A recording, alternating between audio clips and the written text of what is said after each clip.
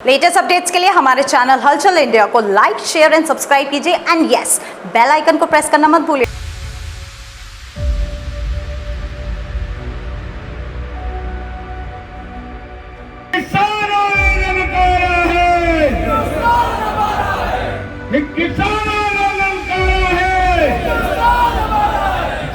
जिलाधिकारी कार्यालय पर भारतीय किसान यूनियन टिकैत ने अनिश्चितकालीन धरना यहां पर शुरू कर दिया है, जो कि कल से शुरू किया गया है और पूरी रात यहां पर पूरा संगठन यहां पर इनका रहा है। और किस वजह से रहा है ये हम जानेंगे इनसे। जिलाध्यक्ष जी हैं सर, किस वजह से अब ये अनिश्चितकालीन धरना आपने शुरू किया हुआ जिलाधिकारी कार्यालय पर? हमारा 18 अगस्त से प्रोग्राम था लखीमपुर खीरी में।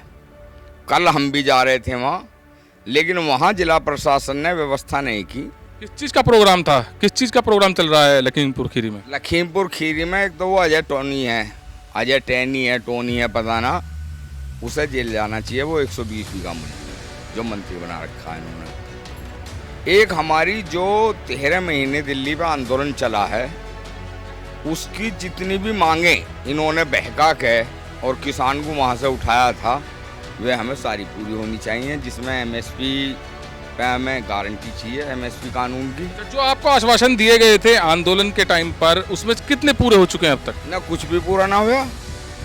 जहाँ किसानों पर मुकदमे थे आंदोलन के समय पे, वे मुकदमे चुके क्यों हैं? एमएसपी पे कोई गारंटी नहीं हुई, स्वामीनाथन कमेटी पे कोई इन्होंने जो है कार्रवाई नहीं करी, और अब नए काम और करने शुरू कर दिए इन्होंने। बिजली के जो है ट्यूबवेलों पे मीटर और लगाने शुरू कर दिए।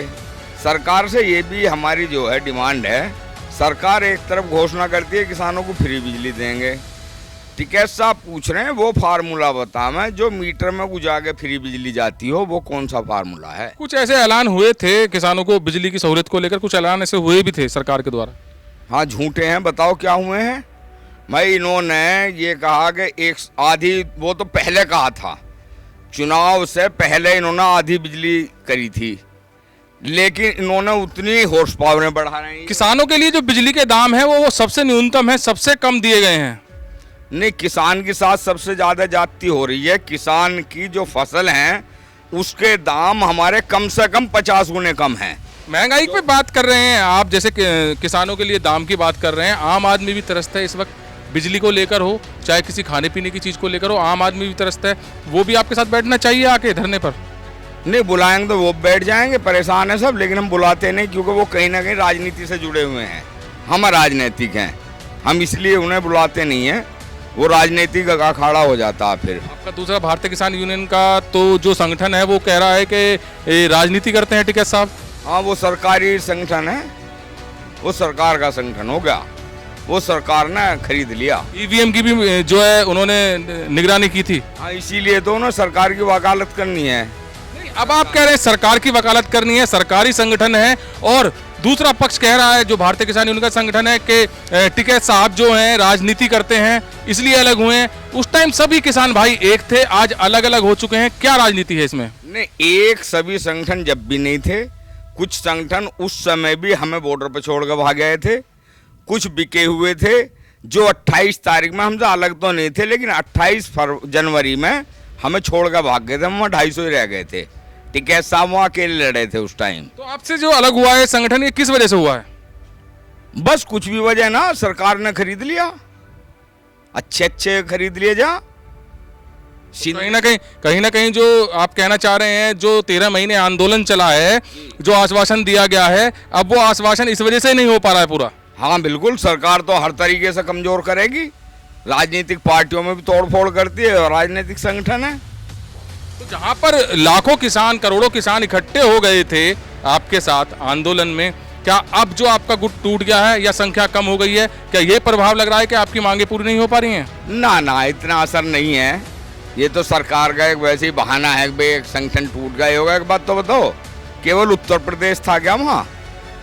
मैं खुद लाखों करोड़ों बोल रहा हूँ। हाँ, मैं वही बता रहा हूँ, वहाँ केवल उत्तर प्रदेश नहीं था, ये उत्तर प्रदेश का छोटा सा टुकड़ा टूट के गया है, जिससे उस आंदोलन पर या आगे आने वाले किसी भी आंदोलन पर, आज आप देख लो लखीमपुर में कितने आदमी हैं। फिर लखीमपुर की पंचायत का पता कर लो, वहाँ लाखों आदमी पहुँच रहा, जबरदस्त भीड़ पहुँच गई लखीमपुर में।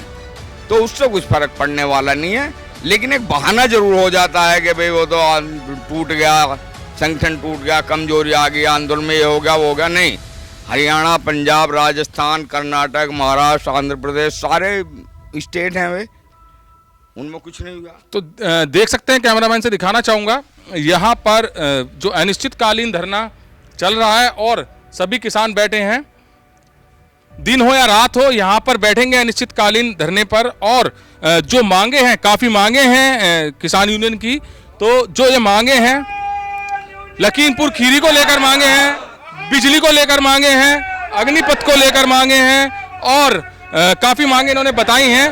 और देख सकते हैं किसान यूनियन की यहाँ पर एक खास बात रहती है, कैमरामैन आपको दिखाएगा जगवीर, हर जगह सिलेंडर लेके साथ में चलते हैं, चूल्हा साथ में लेके चलते हैं, बर्तन, मसाले, सब चीज़ खाने पीने का सामान साथ में लेकर चलते हैं। और केवल इनका जो अनिश्चितकालीन धरना रहता है वो उसको कामयाब बनाने के लिए रहता है, क्योंकि आंदोलन में खाने पीने की भी जरूरत पड़ती है। और यहाँ पर जैसे कि प्रशासन ने यहाँ पर, कैमरामैन से दिखाना चाहूँगा कि लाइट भी दे दी है और पानी की भी सुविधा कर दी है। कैमरामैन दिखाएगा आपको, पानी का टैंकर सामने आ चुका है। तो यहाँ किसान यूनियन अपनी मांगों को लेकर बिल्कुल बैठा हुआ है और कह रहा है कि लखीमपुर खीरी में जो कांड हुआ उस पर गिरफ्तारी चाहिए और जो किसानों को जो झूठा वादा किया गया लाइट का, वो भी लाइट मुफ्त में चाहिए। और जो 13 महीने लगातार आंदोलन किसानों ने किया था, जिसमें लाखों किसान वहां पर मौजूद थे, जो सरकार ने आश्वासन दिया था उसमें से अभी एक भी आश्वासन पूरा नहीं हुआ है, तो उस पर भी यही मांग कर रहे हैं कि चाहे कितना भी समय लगे, कितनी भी अनिश्चितकालीन हड़ताल करनी पड़े, हम अपनी मांगों को, जो हमें आश्वासन दिया है, उसको लेकर रहेंगे। कैमरामैन जगवीर के साथ सुशील शर्मा, हलचल इंडिया।